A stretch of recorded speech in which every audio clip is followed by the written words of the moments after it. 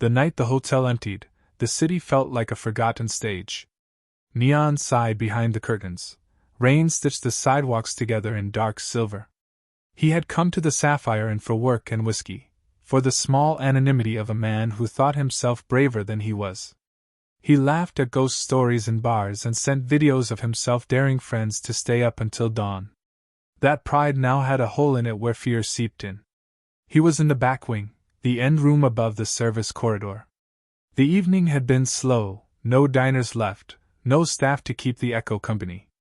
He lay half awake, the taste of cheap beer cooling in his mouth, when the sound started, a soft, dry chuckle from somewhere below, and then the unmistakable rhythm of footsteps, light, measured, like a dancer practicing steps in the dark. At first he thought a cleaner had come with a late-night mop. Then he remembered the hallway had been empty when he passed. "Who's there?" he called, voice rough. The laugh stopped. A breath, then a deeper, hollow sound, someone singing without words. The sound threaded up through the vent like cold smoke. He told himself it was a television, the wind, the string of his own unease. He told himself a lot of things. When she appeared at the corridor's mouth, his chest clicked into a new shape. She was lit in the sodium light like something painted onto night. A woman in a faded servant's dress, her hair limp and stained, feet bare on the carpet. Her smile was wrong, too wide, stretched thin like a photograph left in the sun. In her hand she clutched a kitchen knife that caught the lamp glow with every sway. She moved slowly, as if the floor remembered the weight of every step and would complain if she hurried. He stood too fast.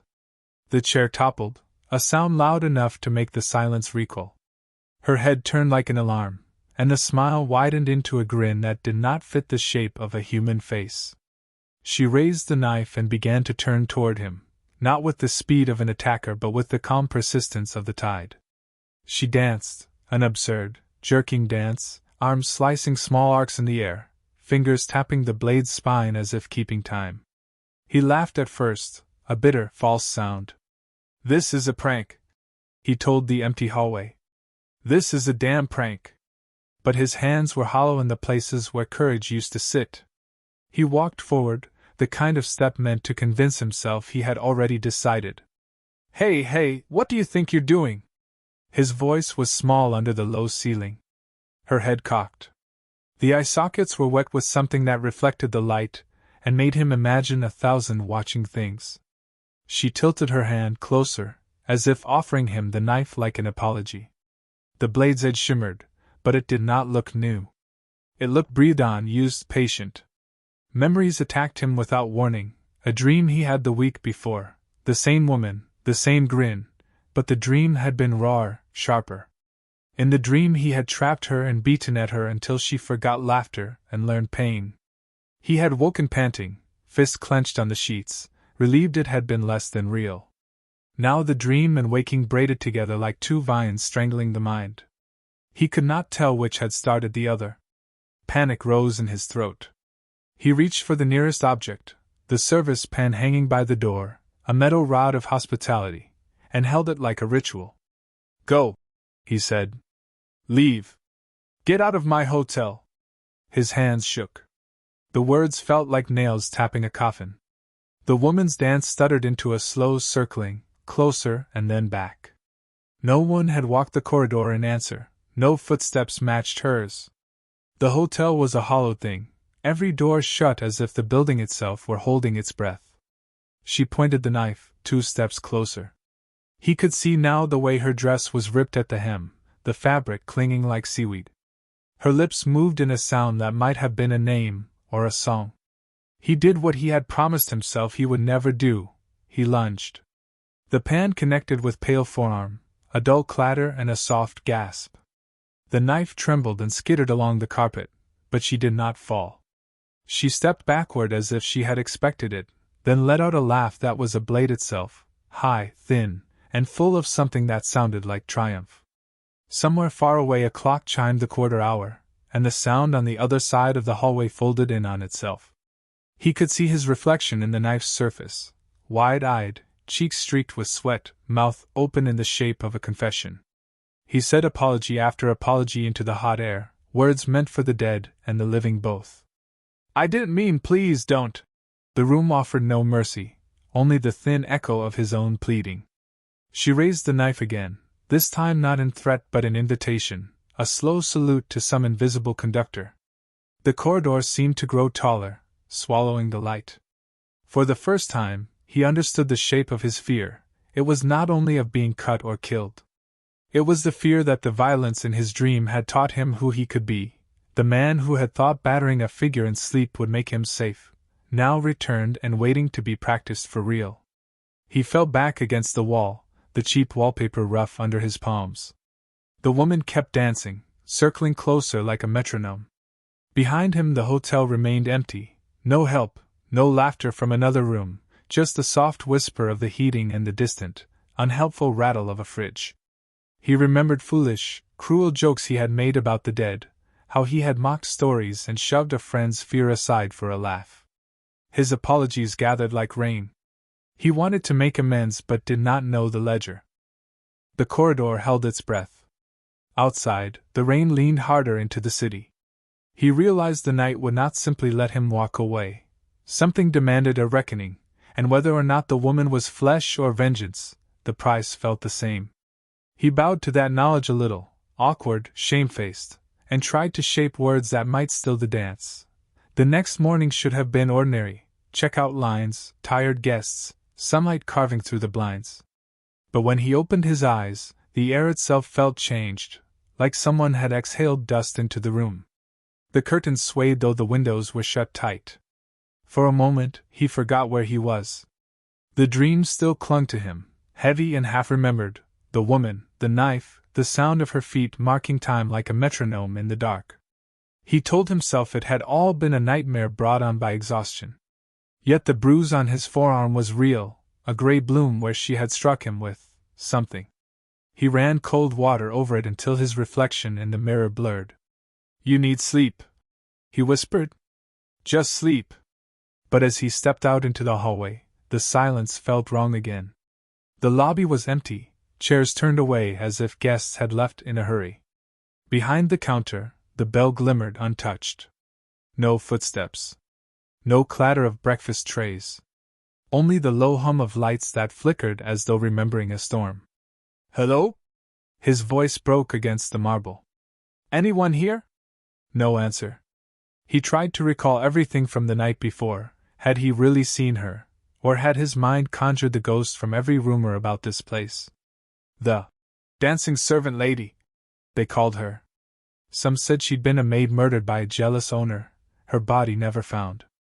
Others swore she was a spirit tied to the last floor she ever cleaned. But he didn't believe in any of that. Not until now. He walked toward the staff corridor where the dream had begun. The floorboards creaked, carrying his weight like a warning. A faint tune drifted from beyond the kitchen door, a hum, gentle, rhythmic, familiar. The same laugh that had invaded his sleep curled out of the vent, soft and patient. His throat went dry. "This isn't real," he muttered, gripping the doorknob. "It's just in my head." The knob turned itself. He stumbled back as the kitchen light flickered to life, yellow, sickly, pulsing in rhythm to the hum. The tables were spotless, the air thick with the faint scent of detergent and rust. And then he saw it, muddy footprints leading across the tiles, small and bare, stopping right in front of him. The knife from the dream lay on the counter. Its blade was wet, as if it had just been washed. Something moved at the edge of his vision, a shadow gliding behind the pantry shelves. He turned quickly, heart pounding, but the space was empty. When he turned back, the knife was gone. "Stop it!" he yelled into the empty kitchen. "You're not real!" The ceiling vent rattled.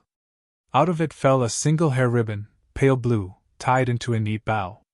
It landed at his feet. The same ribbon she had worn. He ran.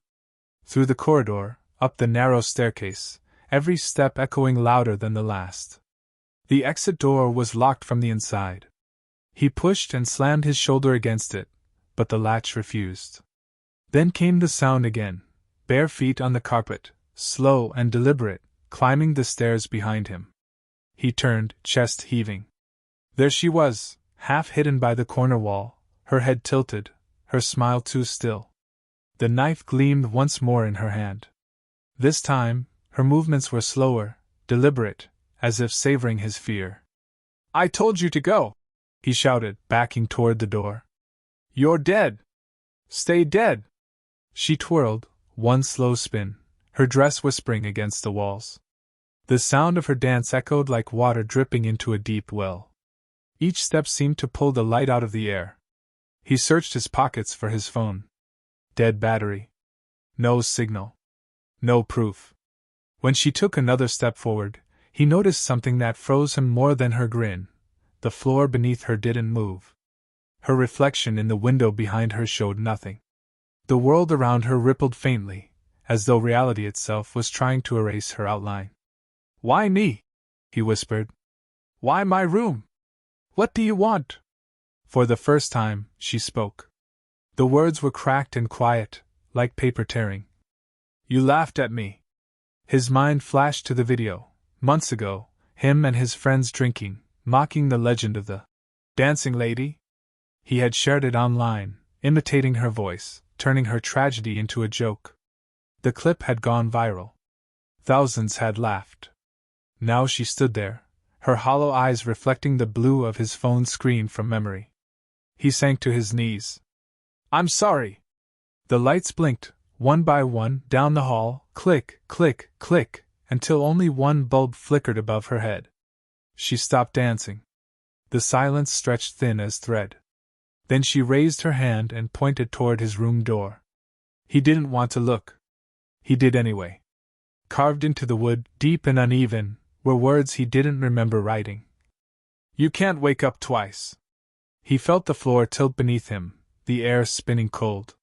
The knife's reflection caught the light, and for a heartbeat, he wasn't sure whether it was her hand holding it, or his own.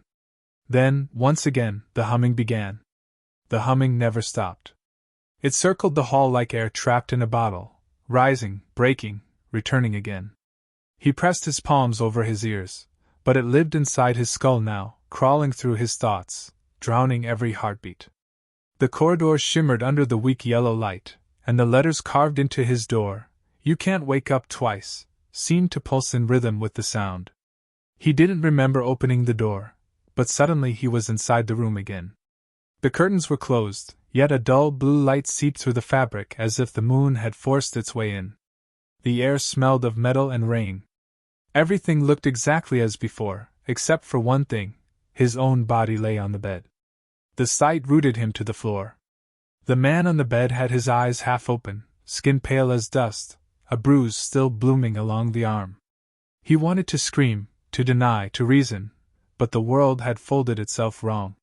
He reached out a trembling hand toward his own shoulder, and the body's chest didn't rise. No breath. No warmth. Just stillness. Then, from the corner of the room, the soft scrape of a shoe against wood. She was there again. The dancing servant lady.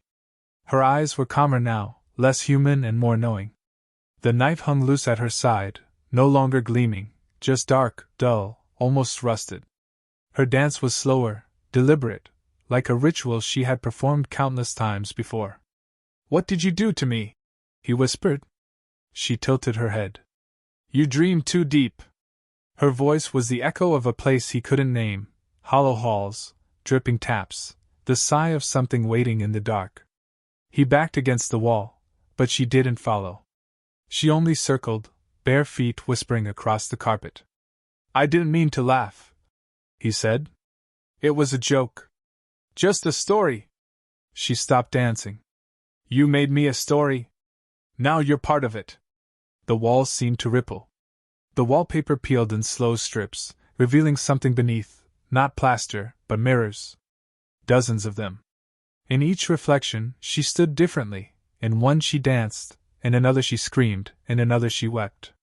And in one of them, he saw himself holding the knife instead. He turned away, eyes burning. No. No, that's not real. But when he looked down, the handle of the knife was in his own hand. The weight of it was wrong, too familiar, too natural, as if it had been waiting for his touch. The blue ribbon lay curled around his wrist like a cuff. She stepped closer now, her expression almost soft. Do you remember what you said in the dream? He did. He had promised to kill her, to teach her a lesson, laughing like it was power. The memory hit like a punch. In the dream, he'd been the monster. Maybe he always had been. You killed me before you slept, she said. Now I dance so you can remember. The light flickered, throwing the room into brief flashes. Her face, his face, the body on the bed, the mirrors swallowing them both. He dropped the knife. It hit the floor, soundless. Please, he begged. Let me wake up. She leaned close, her voice a whisper brushing the air. You already did. The reflection in the nearest mirror shifted. The man inside it, his reflection, was smiling. A strange, crooked smile that didn't belong to him. Behind that reflection, the woman raised her hand and placed it on the glass. The mirror rippled like water. He stumbled backward, tripping over the bed frame. The reflection followed, moving faster than he did, mimicking his panic a beat too late. The humming grew louder, twisting into something almost like music, the same rhythm she had danced to, now echoing from every direction. He crawled toward the door, clawing at the handle. It wouldn't turn. From the reflection's side, the door opened easily, light spilling through. He watched himself step out, whole and calm, leaving him behind. Wait! He shouted. Take me with you! The reflection turned once more, eyes black, and smiled. Then it closed the door. Silence. Only the soft tap of her feet remained. She stood near the window now, looking out into the endless dark. For the first time, she looked tired, the kind of tired that doesn't belong to the living. He sat there, shaking. What happens now? Her answer came like a sigh. Now someone else checks in. The lights dimmed, and the blue glow faded. The hotel sank into silence once more, a silence waiting for the next curious soul who'd laugh at legends and ignore the warnings. Down the corridor, the bell at the front desk rang once, though no one stood there. And from behind room 309's door, faint music began again, the slow, steady rhythm of the servant lady's dance.